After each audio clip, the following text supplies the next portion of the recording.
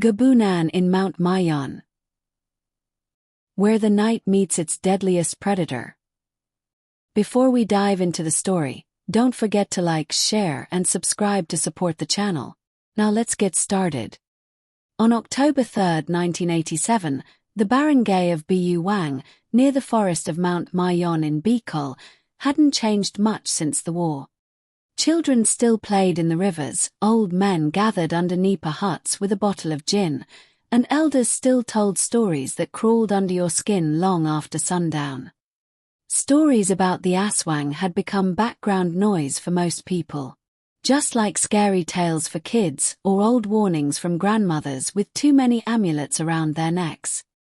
But there was one name the old folks whispered only after dark: Gabunan, the king of the Aswang. He was not like the Tik-Tik or the Manananggal, who stalked the towns for a meal. Gabunan was ancient. The hunters of hunters. The one who ruled the shadows of the mountains before even the Spaniards came. It was said that his coal-black skin absorbed the light and that his white hair was long enough to wrap a man like a burial shroud. His fangs were curved like a boar's tusks, and his claws could slice through bamboo like string. For our 12-year-old Fernando, it was nothing more than a silly joke and just another story to laugh off with his friends. That day, he and his friends Jun, Carlo, and Dodong had spent all afternoon running through the forest. They had swum in the river, dared each other to touch the termite-infested peely tree near the edge of the old grove. They also came across a towering mango tree, its branches heavy with green, soon to ripen fruits.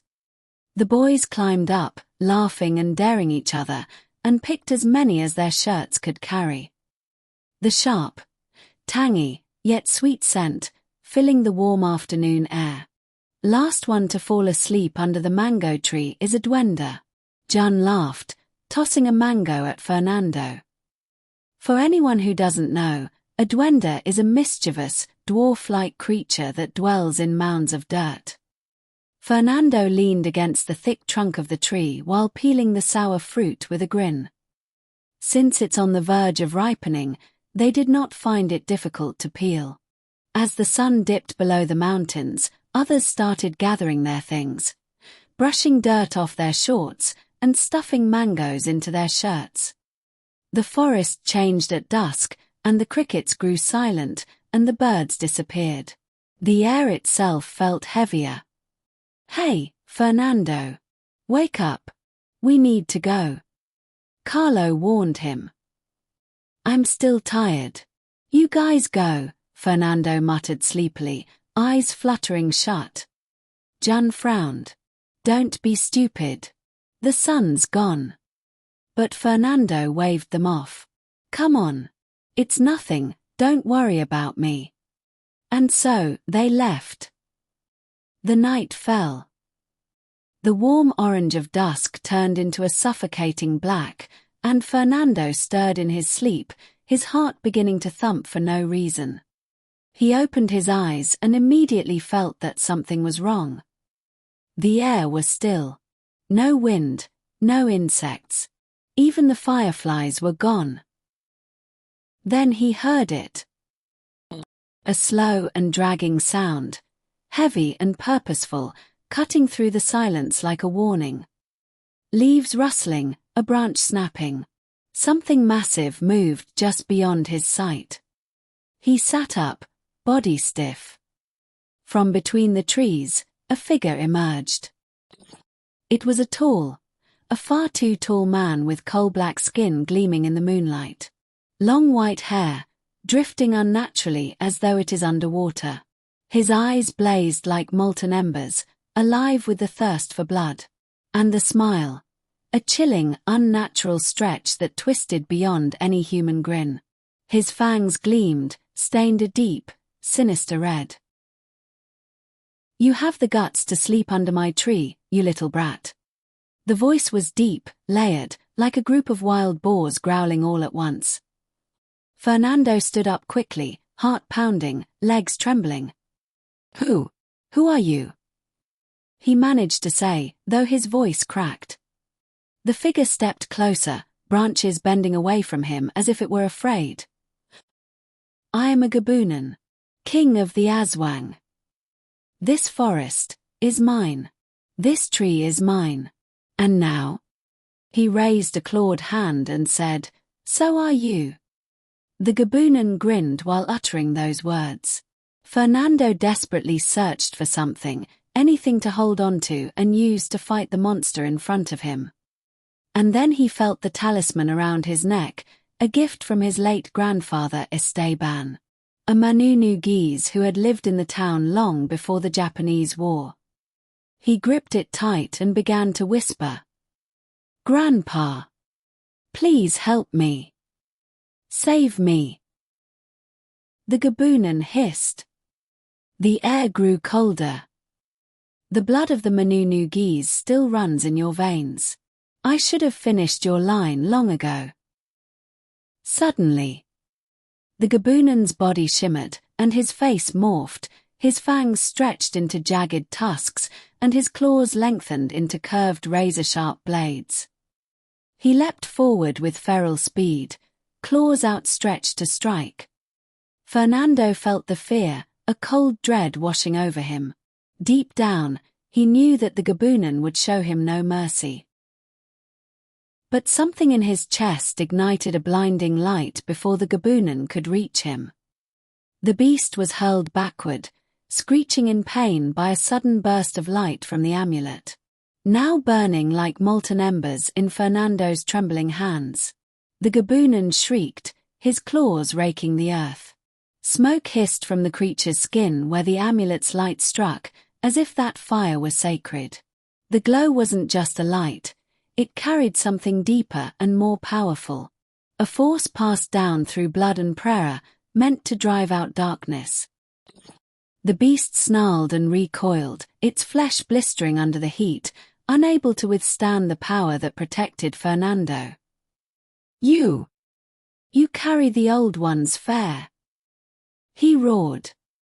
But it will not protect you forever. I will come again. And then, like a smoke retreating into the cracks of the earth, the Gabunan vanished. His form dissolving into shadow, leaving behind only the stench of burnt flesh and a silence that felt curse. When Fernando's friends returned at dawn, the forest was still and heavy with dew.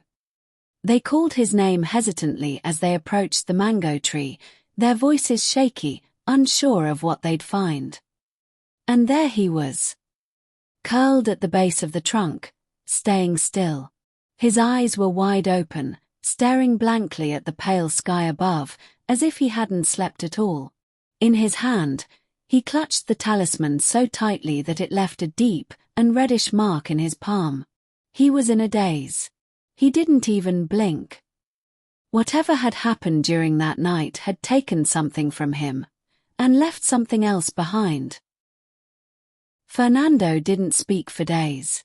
He wouldn't eat and wouldn't meet anyone's eyes.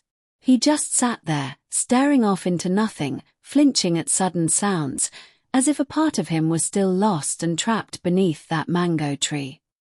Whatever he encountered in that forest didn't just frighten him, but it stayed with him, like a shadow woven into his skin.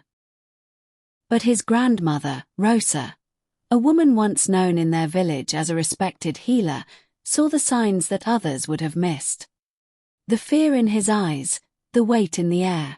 It was all too familiar.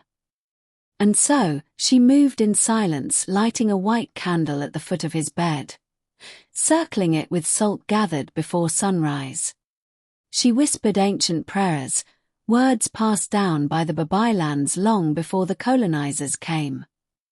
Prayers that danced between protection and power, calling upon spirits older than the forest itself, to guard her grandson from the darkness that now watched him from the trees. Fernando eventually told her everything. She nodded and said, "You carry something in you, my child. What you inherited from your grandfather will protect you, but always remember, Gabunan is not just a monster. He is more than just a beast. He is a curse that lingers in the shadows, waiting for the right moment to return to finish what he started. He doesn't die, he waits. Years pass. Fernando grew up, but the memory stayed. Every Sunday of Easter, he would walk back to the mango tree. Now older, gnarled, and overgrown. He would light a candle, sprinkle salt, and, under the roots, leaves a prayer taught by his grandmother. As always, when the sun began to set and the shifting shadows came to life once more, a voice would whisper from the woods, "I remember you. Blood of Buang's guardian. One day, the fire will fade, and I will feast." The Gabunan still lurks, watching from the shadows. Though it could not touch him, its hunger lingered. A chilling reminder that some dark intentions never truly fade. But for now, the light of Fernando's amulet holds its ground, a shield against the darkness. And the king of Aswang will continue to wait.